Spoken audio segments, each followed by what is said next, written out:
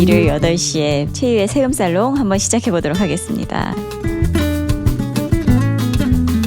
10배의 법칙이란 책입니다. 같은 저자인데 제가 알기로는 이 10배 법칙이 먼저 나온 책이에요. 그 다음에 집착의 법칙이 나왔는데 이걸 제가 읽어보니까 책의 논리 구성 자체는 집착의 법칙이 훨씬 좋은데 이 책이 조금 더 많이 팔리다면 그 이유가 있을 것 같아요. 굉장히 강렬합니다. 자기계발서를 많은 사람들이 읽는 이유가 내가 이 책을 읽고 뭔가 인사이트를 얻거나 내가 좀 느슨해져 있다면 좀 정신 차리고 좀 그런 용도를 읽지 않나요? 자기계발서? 나를 채찍질해주는 그런 용도라고 한다면 이 책이 굉장히 적합한 자기계발서라는 말씀을 좀 드리고 싶습니다. 이 10배의 법칙이라는 게 이제 무슨 말이냐면 어떤 목표를 잡을 때 10배로 잡아야 된다라는 거예요. 내 목표를 한 5 정도 잡으면 5로 충분치 않고 50으로 잡아야 된다는 거죠. 그리고 10배만큼 그렇게 목표를 잡았으면 10배만큼 노력도 해야 된다. 그런 내용이에요. 근데 왜 10배를 잡아야 하는지 이거를 법칙으로 지금 얘기를 했잖아요. 참 이 법칙이라는 말이 무서운 건데 법칙이라고 하리만큼 이게 얼마나 중요한 건가 이런 내용입니다. 원대한 목표를 세워야 된다 이제 이런 얘기인데요. 이거에 대한 이유를 설명한 부분을 한번 읽어드릴게요. 당신의 제품과 서비스 제안이 아무리 훌륭하다 해도 미처 예상하지 못한 요소나 정확한 계획을 세우지 못한 부분이 틀림없이 있기 마련이다. 경기 변화,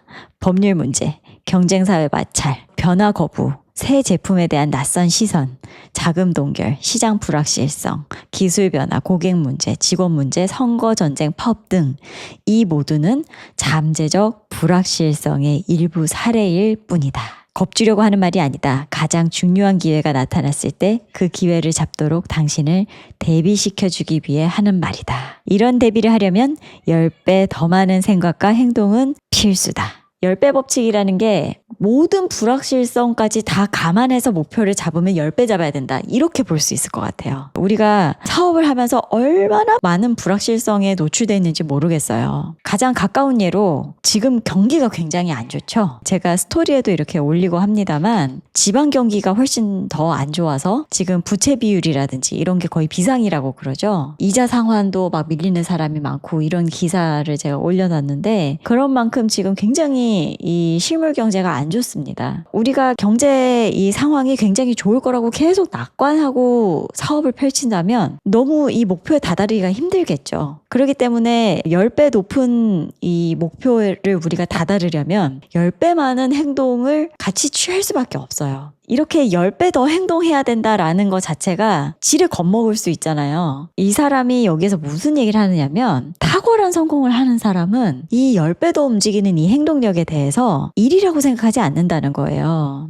어떤 분야에서 탁월한 성공을 거둔 사람들에게 물어보라. 그들은 성공을 유지하기 위해 하는 노력을 일처럼 느끼지 않는다고 말할 것이다. 그럼 대부분의 사람은 왜 일이라고 느낄까? 보상이 변변찮을 뿐더러 일이 아니라고 느낄 수준의 승리감을 맛보지 못하기 때문이다.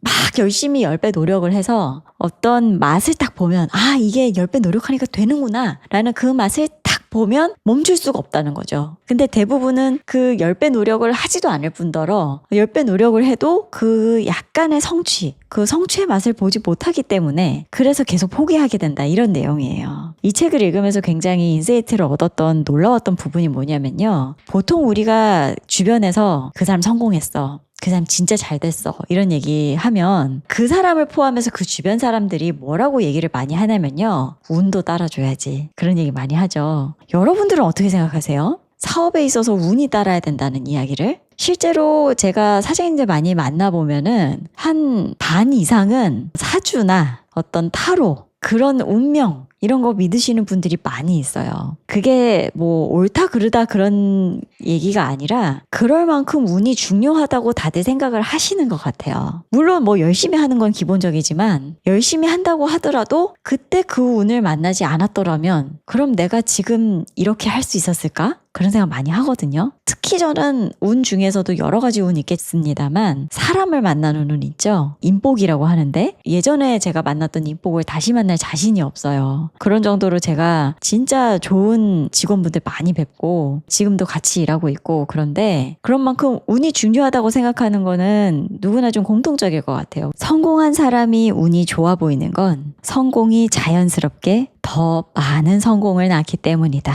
그들은 목표에 도달함으로 마법과 같은 추진력을 만들어낸다. 이 추진력 덕분에 더 원대한 목표를 설정하고 또 끝내 이루어낸다. 당신이 행동의 중요성을 간과한다면 성공한 사람들이 얼마나 많이 행동하고 실패하는지 알지 못할 것이다. 세상은 그들이 성공한 순간에만 스포트라이트를 비추기 때문이다.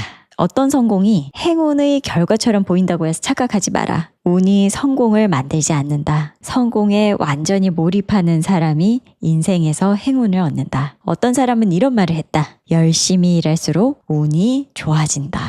참 이런 글을 읽으면 되게 겸허해집니다. 운조차도 내 걸로 만드는 게 능력이다라는 얘기잖아요. 그리고 그렇게 운을 내 걸로 만들려면 성실하게 열심히 하는 건 말할 것도 없다.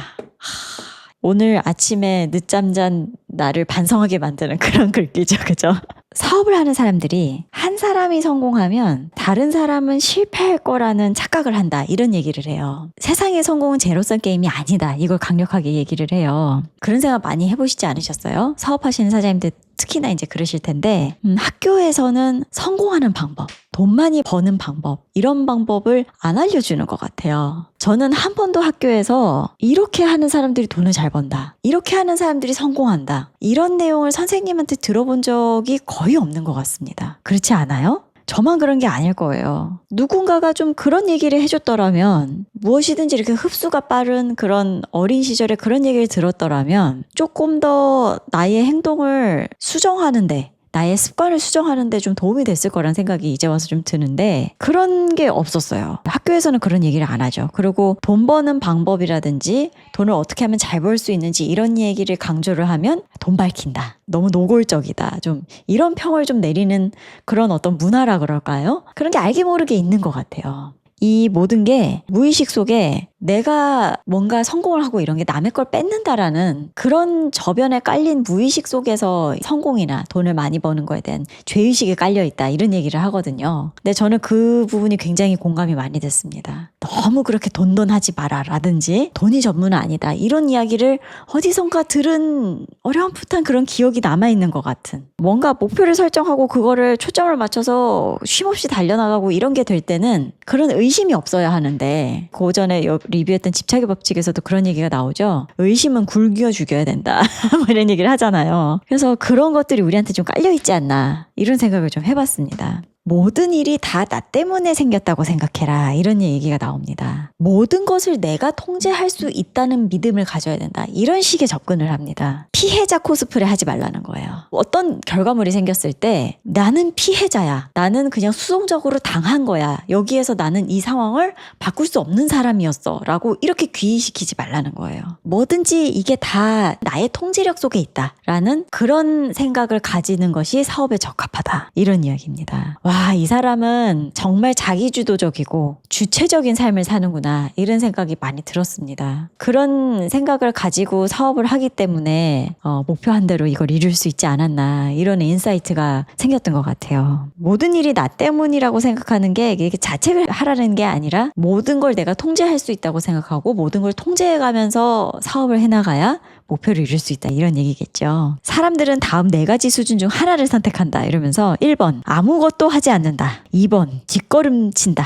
3번 보통 수준으로 행동한다. 4번 엄청난 수준으로 행동한다. 여기에서 어떤 얘기를 하느냐면 사실상 보통 수준으로 행동한다 3번이 제일 위험하다 이렇게 얘기를 해요.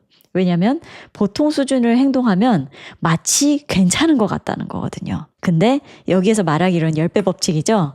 보통 수준으로 행동하는 게 괜찮지 않다. 막 이런 얘기를 하고 있습니다. 당신의 유일한 문제는 재능이 아니라 이름 없습니다. 당신의 시도가 성공하게 하려면 지속적으로 끈질기게 노력해야 한다. 엄청난 수중으로 행동한다 한들 당신이 피해를 보는 경우는 절대 없다. 오히려 언제나 당신에게 도움이 됐다. 질보다 양이 더 중요하다는 이야기다.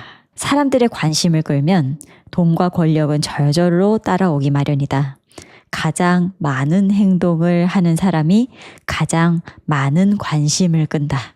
그리고 그들은 곧 최상의 결과를 얻는다. 한 번씩 나태해질 때 읽어봐야 할 문장입니다. 저 자신도 이 책을 읽으면서 그래 내가 이러고 있을 때가 아니지 좀 이런 생각을 많이 했어요. 그 밖에도 경쟁 자체를 목표로 삼지 말라는 내용이라든지 우리 제로투원에서 얘기했었었죠. 제로투원에서 경쟁으로부터 벗어나야지 경쟁하려고 하면 안 된다 이런 얘기 있잖아요. 그리고 이제 제가 계속 이야기하는 게 워라밸이라는 건 없다. 사장님들 성공한 사장님들 워라밸 얘기하지 않는다라고 하는데 여기서도 그런 얘기가 나옵니다. 시간 관리와 일, 삶 균형은 쓸데없는 걱정이다. 워라밸 같은 건 없다. 뭐 이런 얘기도 나와요. 그래서 기회 되시면 이 책 한번 꼭 읽어보시기를 추천드리겠습니다.